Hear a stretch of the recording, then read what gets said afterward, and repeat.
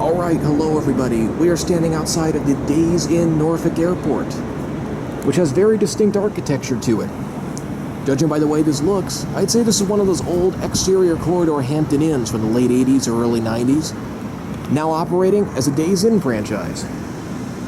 So let's take a look at what a Hampton Inn turned Days Inn room looks like. I like the new RFID card reader. Now, I've already spent one night in this room, so you are looking at a mid-stay cleaning here. And I will say, based on my one night, I'm not terribly impressed. So I'll give you a very detailed look around and explain why that's the case. Starting right here. The latch lock is basically falling off the wall. That's not acceptable. But thankfully we have a solid deadbolt and a clearly readable fire map. Plus a peephole. So we're doing okay in the security department. But there's some problems starting out right here at the door. Namely, the carpet in the corner is filthy, and the carpet underneath the door is all frayed. Looks like it's just poor craftsmanship more than anything, but it gives you a pretty bad impression when you first step through the door and look down. Panning away from the door, we reach another one of my favorite elements of this room, the curtain. Somehow they managed to place this thing so poorly that you can't pull it all the way over on this side no matter what you do to it. So there's always this nice little irritating gap that stays on this side. So when cars pull into any of these spaces out here, the headlights shine through this little gap right in your face when you're laying in the bed. A little bit of an oversight there. And on top of that, the way that it's sort of falling down up there and the rod sticks out on one end, it just looks kind of unsightly. They really could use to readdress the window treatments in this room. The HVAC unit down below is actually a pretty nice newer GREE unit with a digital thermostat. No complaints there. Directly next to the HVAC unit is the desk. It's not a bad desk, I mean it's a little worn and beat up. But strangely enough, there's no power outlet available. I mean, I get it, it's an older hotel, but most older hotels solve this problem by buying one of those lamps that has a couple of outlet sockets on it. Here, they didn't have the foresight to do that or even provide a power strip or anything, so the only option is to go back here and unplug this lamp and use that outlet socket for your laptop. In 2016, that just makes no sense at all. I also love this little parade of different Days Inn pamphlets that goes down over here. Nothing really wrong with it, it just looks a little bit tacky. So you got your channel guide, Wi-Fi guide, just some like Days Inn information, the smoking thing, the forgot something thing, and of course, how to save the environment by not washing your sheets all the time. All standard stuff, it just looks kind of funny having it all in one place. You think there might be a way of condensing this into a few pamphlets, but that might be a corporate Days Inn issue more than anything. Panning out to the rest of the room, at a glance it actually doesn't look that bad. Like, I like the way the bedspread looks, minus the wrinkles. It's not the all-white bed linen you like to see in a modern hotel, but at least it's not one of those old dated flowery bedspreads. I'll take that any day. The color scheme in here isn't bad either, and the furniture looks okay from a distance, particularly the nightstands. But there are a few issues to dive in and look at. A minor point is the way that the furniture is arranged. With this floor lamp kind of sitting here right when you come in the door, and this chair sticking way out from the wall, it doesn't leave you a lot of room to walk through here without tripping on something, especially in the dark. A minor point, but it still stands. One of the biggest issues I have with this room, in fact probably the biggest, is the fact that this carpet was not vacuumed, or at least not adequately vacuumed before I came in. And even after a single day staying here, where housekeeping had an opportunity again to come in and vacuum it, it still hasn't been done.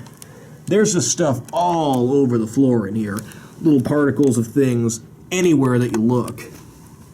So it obviously hasn't been vacuumed in quite some time. If you go over here, it's the same deal. Just little bits of things all over the floor.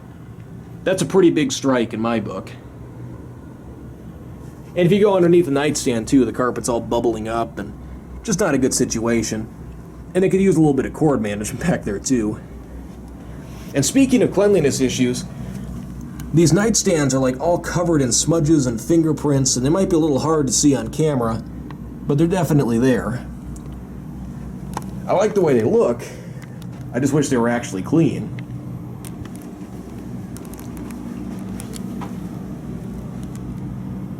Now, minus this bedspread being a little bit wrinkly, it seems perfectly clean. I cannot find any evidence whatsoever that this bed has not been adequately handled by housekeeping.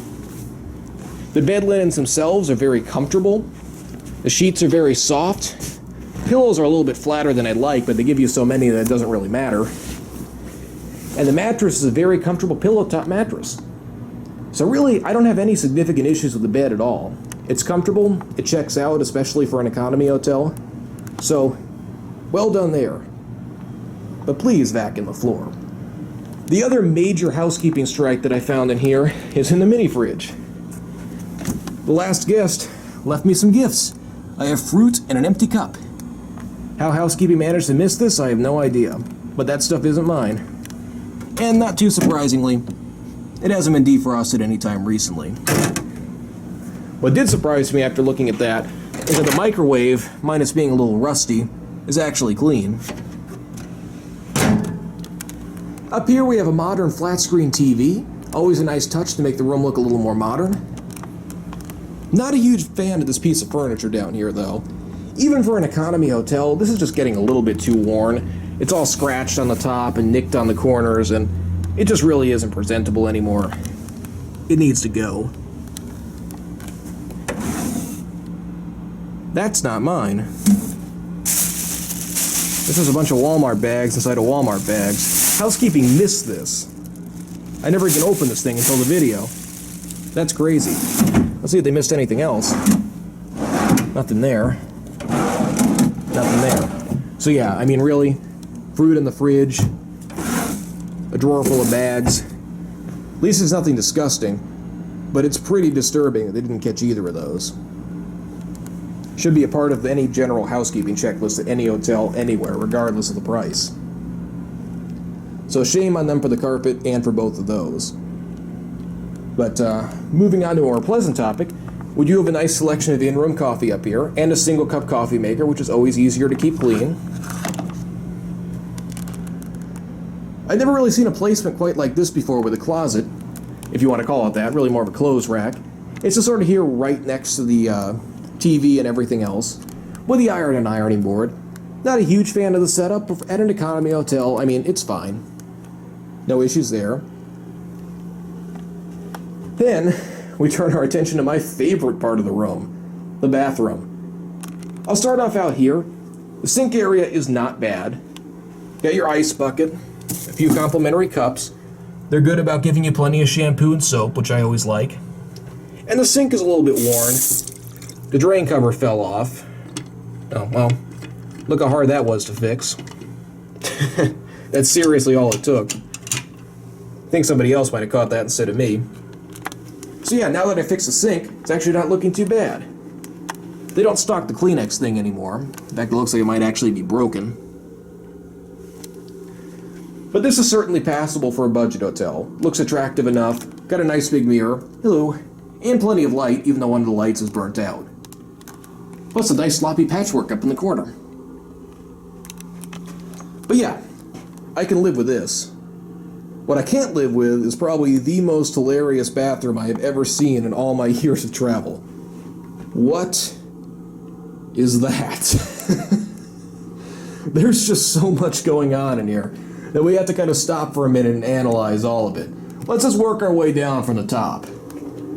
First off, how's that for nice and inviting? We got a bunch of dead bugs and the creepy fluorescent light on the ceiling that's surrounded by peeling paint. They got like the full haunted house thing going on in here. It looks like there's been some extensive water damage that's going on up in the ceiling.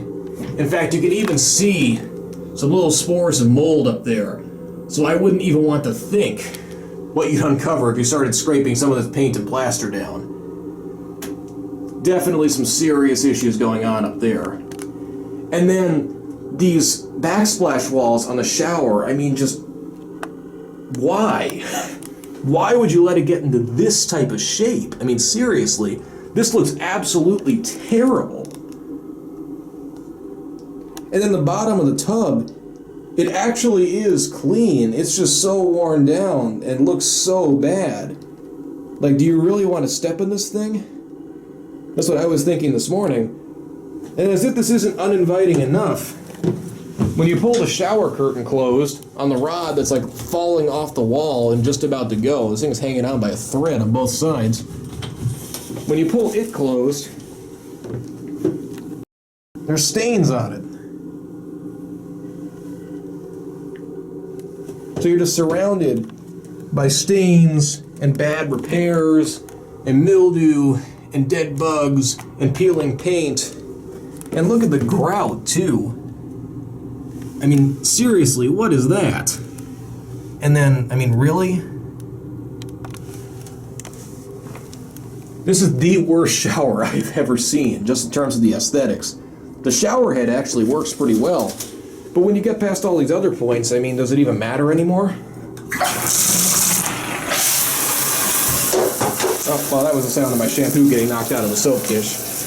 But yeah, I mean, it's got this neat shower head that'll rotate real fast and do all the massage stuff, but with all these other problems, it's just so far gone that it doesn't really matter. I mean, look at that vent, too. I mean, jeez. So yeah, hands down, the most uninviting bathroom I've ever seen. Not looking forward to taking another shower in here tomorrow morning. You almost feel a little dirtier when you come out. And that's a crazy thing. It's actually not dirty. It just looks so bad that you can't imagine it being clean.